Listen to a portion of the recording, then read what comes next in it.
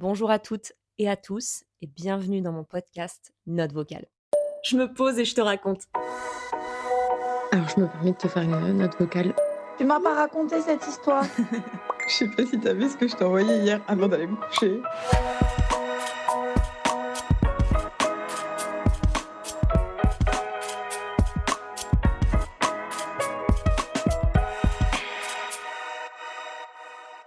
Alors, cette petite note vocale pour vous partager une pensée du jour, une pensée de la veille en réalité, parce que hier, j'étais en live et un sujet a popé. Je ne sais pas si vous avez déjà participé à un de mes lives, je ne préviens jamais. C'est toujours à des horaires rocambolesques. Je pense toujours me connecter 10 minutes et je reste 2h30 avec vous. Et parfois, il y a des gens qui se connectent et qui me disent «Ah, trop cool, un live, c'est quoi le thème?» Il n'y a jamais de thème, il n'y a jamais de titre. Voilà, les sujets viennent comme ça, c'est ce que j'adore. Et là, il y a eu un sujet en particulier hyper niche, mais hyper intéressant. On avait plein d'avis différents et j'avais envie de creuser un petit peu le mien dans cette note vocale si vous le voulez bien. Oui, il y a un sujet dans cette note, c'est vraiment le nom de famille. Voilà, c'est peut-être comme ça que s'appellera cet épisode. J'avais envie de vous parler des noms de famille, du mien, de celui de mon mec et surtout là, celui de Fleur, parce que voilà, la personne en live se demandait quel nom de famille elle allait donner à son futur bébé. D'ailleurs, peut-être que quand je posterai cet épisode, elle aura accouché parce que visiblement, elle était sur le point d'accoucher, mais elle se posait encore des questions. Et c'est drôle que ce sujet ait pu popper pendant ce live parce que moi, c'est un énorme sujet dans ma vie. Mon nom de famille est un énorme sujet dans ma vie et le nom de Fleur, les noms de famille de Fleur, pour le coup, je spoil un peu, ont été un énorme sujet, le plus gros sujet pendant ma grossesse. Donc je sais pas exactement où je vais avec cet épisode, mais c'est un peu ça aussi ce podcast, je crois. C'est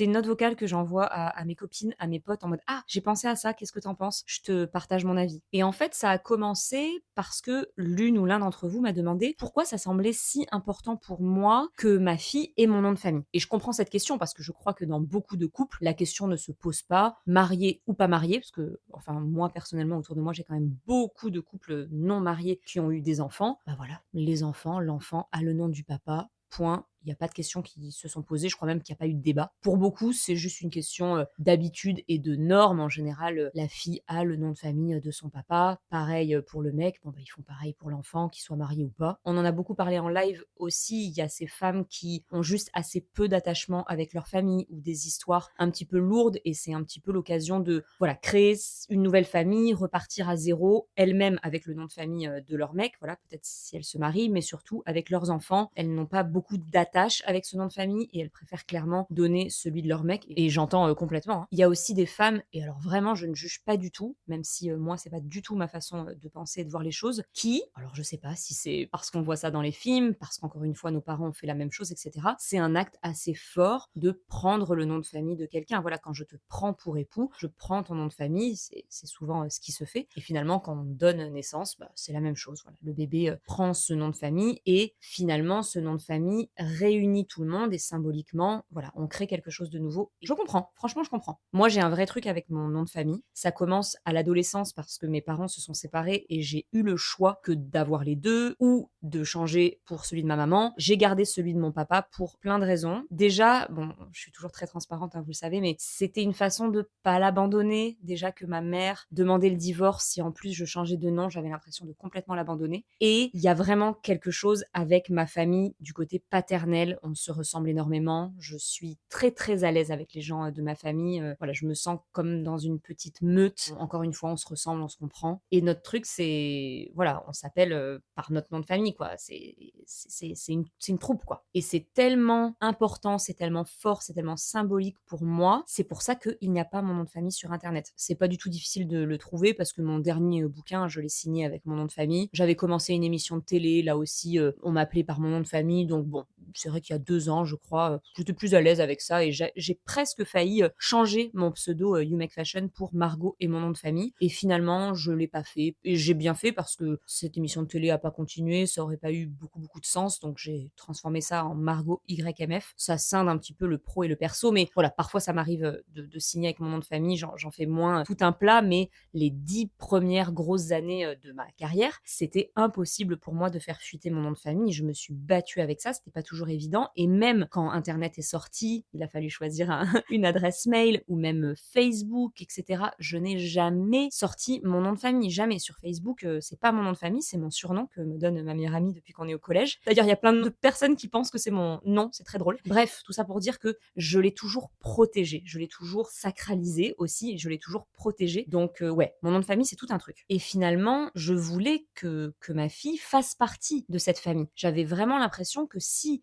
elle ne portait que le nom de Mathieu, eh bien, elle choisissait un côté, quoi. Il y avait aucune chance qu'elle fasse partie de ma famille, de notre clan, si elle ne portait pas notre nom, quoi. Alors, je sais pas si je suis complètement à côté de la plaque, j'ai l'impression de parler comme une princesse et son héritage et sa chevalière, mais et pourtant, je ne suis pas du tout ni aristocrate, ni d'une grande famille, pas du tout. C'est moi qui ai vraiment sacralisé mon nom de famille. Je vais plus loin, hein. Peut-être parce que j'ai besoin d'être aimée, j'ai besoin de reconnaissance dans la vie et ce sentiment d'appartenance à ma famille a toujours été très très important. Donc, je ne pouvais pas lâcher le nom, sinon je l'ai lâché, je l'ai trahi peut-être même. Et donc pour ma fille, c'était pareil. Je ne pouvais pas ne pas lui donner mon nom. Et de toute façon, je ne vois pas comment ma fille ne pourrait pas porter mon nom. Je n'ai jamais imaginé porter le nom de famille d'un garçon et que ma fille le porte aussi, seulement. Impossible, je l'ai jamais imaginé comme ça. Je sais pas si je suis féministe, mais comme je le disais dans une autre note vocale, ma maman m'a vraiment éduquée comme une femme forte, tout comme toutes les autres femmes de cette terre. On a de la valeur, beaucoup plus que la société veut parfois nous le faire penser. Et voilà, moi je pense qu'on est toutes incroyables. On n'est pas égal à l'homme, parce que c'est bien plus complexe que ça, mais dans la valeur, évidemment qu'on est égaux. Il n'y a aucun débat dans mon cœur. Alors, si on veut simplifier, disons que je suis alors féministe. En tout cas, moi, je me considère juste être une femme qui se défend, parce qu'aujourd'hui, oui, il faut se défendre. Eh bien, je ne voyais aucune raison que ce soit son nom en premier, ou que le sien, à aucun moment. En plus, je savais que c'était pas vraiment facile si jamais on doit se déplacer, si jamais on doit voyager sans le papa. Voilà, si je dois voyager sans le papa avec ma fille, je sais que c'est compliqué parce qu'on n'est pas mariés. Et puisque, ça vous me l'avez appris en live, puisque depuis 2005, on peut donner les deux, bah, ça me paraissait parfait. Voilà, ça me paraissait parfait puisqu'on crée une famille. Donc finalement, c'est le mélange de nos deux noms, c'est absolument parfait. On peut pas mettre de trait d'union en France, c'est ce qu'il m'avait dit à la mairie, et par contre, on peut faire ça dans l'ordre qu'on veut. Et dites-vous qu'en Suisse, les enfants portent le nom de leur maman. Au Canada, en Espagne, c'est les pays qui me viennent, les enfants ont les deux noms avec celui de la maman en premier. Bon, du coup, en France, on fait comme on veut. Je sais même pas si les gens se donneront la peine de dire les deux, de donner les deux. Moi, j'aimerais vraiment qu'elle ressente que son nom de famille, ce sont les deux. Pas qu'elle ait deux noms de famille. En fait, elle a un long nom de famille. Vous voyez ce que je veux dire? Je sais pas comment je vais faire ça, mais je pense que j'insisterai, en fait, à chaque fois pour qu'elle dise comment elle s'appelle. Et ça peut le faire parce que, surtout au Pays Basque, les gens ont des noms à rallonge, parfois pas faciles à prononcer, parfois très longs. Je me dis, pourquoi pas avoir un nom composé, en fait. Comme si elle s'appelait Marie-Fleur. Je voudrais pas que les gens l'appellent Marie. En fait, elle s'appelle Marie-Fleur. Un nom composé devient un nom qui se divise pas. Là, c'est pareil. C'est une question qui a été demandée d'ailleurs en live. Est-ce qu'il y a des gens ici adultes qui ont deux noms de famille? Et les gens disaient que oui, franchement, aujourd'hui, c'était devenu un nom de famille à part entière et qu'ils l'utilisaient comme ça.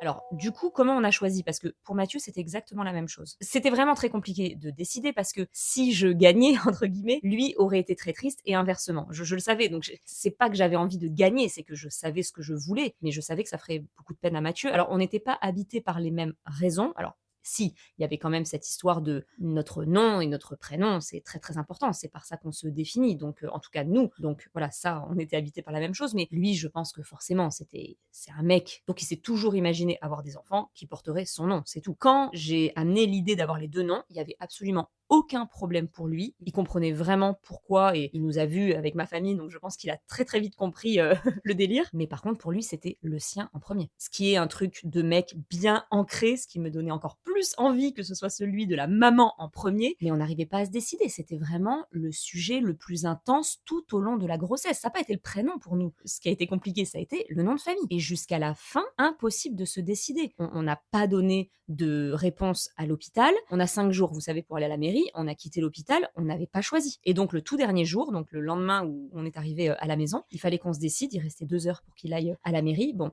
les hormones ne devaient pas aider, mais moi je pleurais, je ne voulais pas lâcher. Et pourtant, quelques semaines avant, j'avais trouvé une solution, c'était que Fleur choisisse. Je m'explique, Mathieu est né un jour impair, je suis née un jour père. On s'est dit, très bien, si elle naît un jour père, c'est le mien. Si elle naît un jour impair, c'est le sien. La gamine, elle est née un jour impair, le jour de la fête des pères. D'accord, on a bien compris qu'elle voulait celui de Mathieu en premier. Donc sur le coup, j'étais en mode, ok, écoutez, ça ne peut pas être plus juste, le message ne peut pas plus passer que ça. J'ai même découvert entre-temps que la Sainte Fleur, donc le 5 octobre, c'est le jour de la fête des grands-pères. D'accord, on a bien compris. Mais pour autant, je lâchais pas.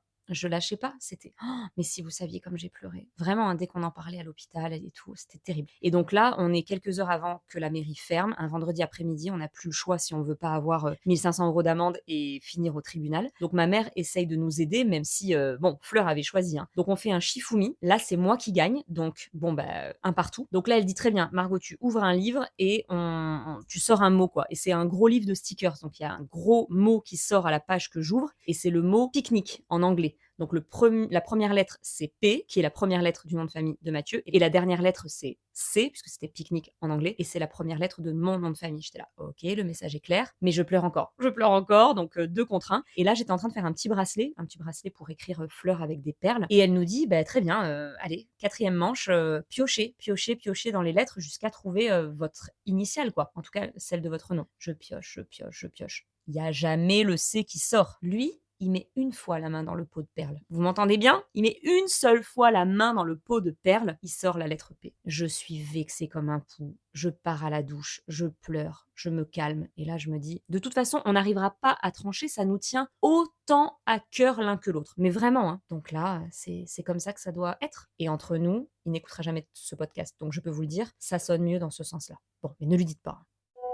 Donc je suis sortie de la douche, j'ai dit ok, j'ai signé et j'ai laissé partir à la mairie. Je voulais qu'il parte en me sentant apaisée avec la décision. Donc c'était important pour moi d'aller prendre cette douche, de me calmer et de signer la feuille et de le laisser partir. Et ce que j'ai fait, c'est que pendant qu'il était là-bas, bah, vu que les perles étaient sorties, j'ai terminé le bracelet. Et donc depuis, peut-être que vous le voyez en vidéo, j'ai toujours ce même bracelet coloré autour du poignet avec écrit fleur P. C. Et en vrai, je me dis que ça aurait pu être pire, il aurait pu énormément insister avec que son nom, mais sincèrement, là, ça aurait été un désaccord énorme. Alors je pense que là, hein, il y a plein de femmes qui me comprendront pas en mode: «Non, mais lâche l'affaire, ça a toujours été comme ça». En fait, si ça ne vous tient pas à cœur, il y a pas de problème et si même ça vous convient et même si vous êtes heureuse que votre enfant porte le nom de votre chéri ou même que vous portiez le nom de votre chéri si vous vous mariez, mais il y a aucun problème, je ne juge pas et je comprends. Il y a une très, très belle symbolique, on crée une famille et ça s'est toujours fait comme ça, mais pas dans ma tête. Pas dans ma tête. Moi, j'ai toujours su qu'on pouvait avoir les 2 noms, donc c'était comme ça. Pour moi, c'était comme ça. Et je suis super contente que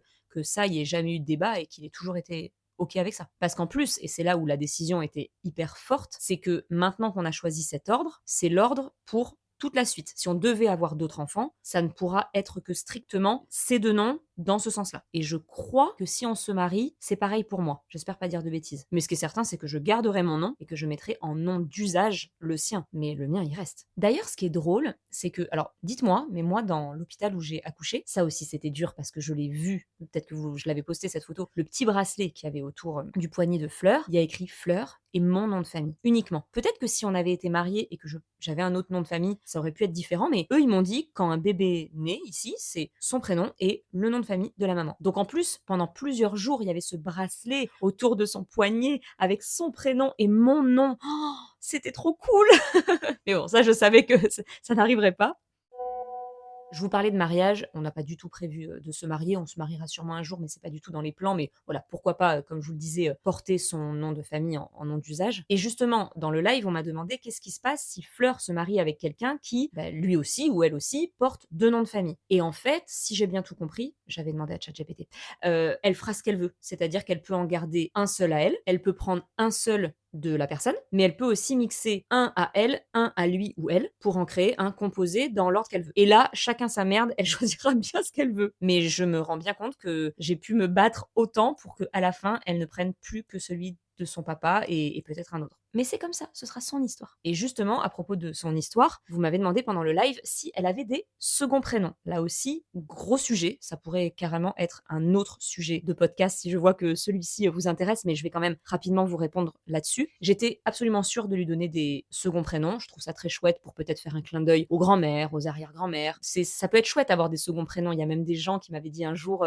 ben moi j'ai mis le prénom de sa marraine, ou alors j'ai laissé ma meilleure amie choisir un second prénom, j'ai laissé ma famille choisir un second prénom. Ça peut être vraiment hyper beau. Moi j'en ai plusieurs, j'ai celui de ma grand-mère, mon autre grand-mère, mon arrière-grand-mère, et un quatrième mais qui a fini par disparaître parce que tout ça a été beaucoup trop long, qui appartenait, ben, je crois aussi à une arrière-grand-mère. J'ai toujours trouvé ça hyper chouette, je porte fièrement ces prénoms. Encore une fois, hein, vous avez compris, gros attachement à ma famille, à mes grands-parents. Sauf que il y a quelques mois, enfin il y a 1 an et demi, j'ai voulu bosser sur mon SPM qui était très présent. Je souffrais vraiment d'un gros syndrome prémenstruel et j'en suis venue à faire un déblocage émotionnel avec Lucie Pied, si vous la cherchez sur Instagram, Piet, Lucie Pied, qui vraiment travaille autour du cycle féminin, du SPM, des blocages émotionnels. Et on a fait 2 séances ensemble, d'abord dans l'idée de me débloquer émotionnellement pour moins souffrir de mon SPM, mais c'est aller beaucoup plus loin parce que ces blocages émotionnels jouaient sur mon envie ou non d'avoir des enfants. Et en fait, en terminant ce travail avec elle, après 2 séances, tout s'est débloqué. J'ai trouvé une maison, j'ai enfin trouvé la réponse à ma question. Je dis pas que c'était la bonne réponse, mais en tout cas, ma réponse, c'était que oui, je voulais des enfants avec Mathieu. C'est ce qui est différent de vouloir des enfants. Je voulais créer une famille avec Mathieu. Et en fait, pourquoi je vous raconte ça, c'est que durant ce déblocage émotionnel, on a travaillé sur une constellation familiale et les bagages émotionnels qu'on peut avoir au niveau de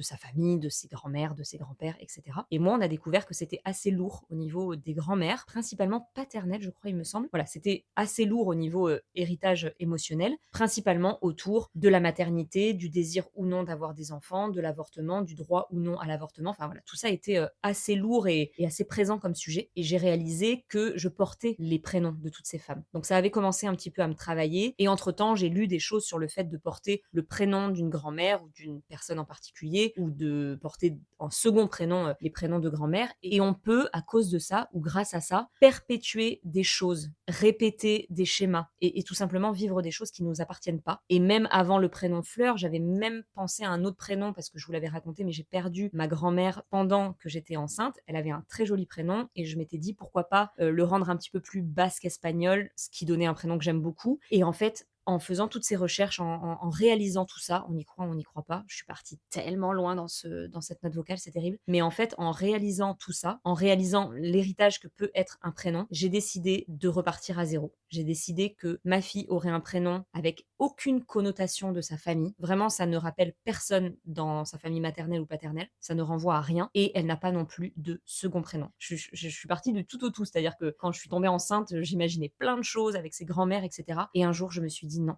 elle n'en aura pas. Et elle aura son prénom et nos noms de famille. Je ne pensais absolument pas avoir autant de choses à dire sur les prénoms et les noms de famille. Alors là, cette note vocale, elle va vraiment être très niche, mais je pense qu'elle parlera à certains et certaines d'entre vous parce que je vous dis en live, vraiment, ça a amené énormément de débats et je sais que après avoir écouté parfois un épisode de podcast, vous venez m'écrire en privé sur Instagram en échange, c'est toujours très intéressant, donc je serais très heureuse d'échanger avec vous. Et peut-être que vous êtes en projet bébé ou enceinte, que vous vous posez des questions parce que ça a démarré de là, ce live, et peut-être que ça pourra vous aider. Ok, c'est plus une note vocale là, c'est un podcast.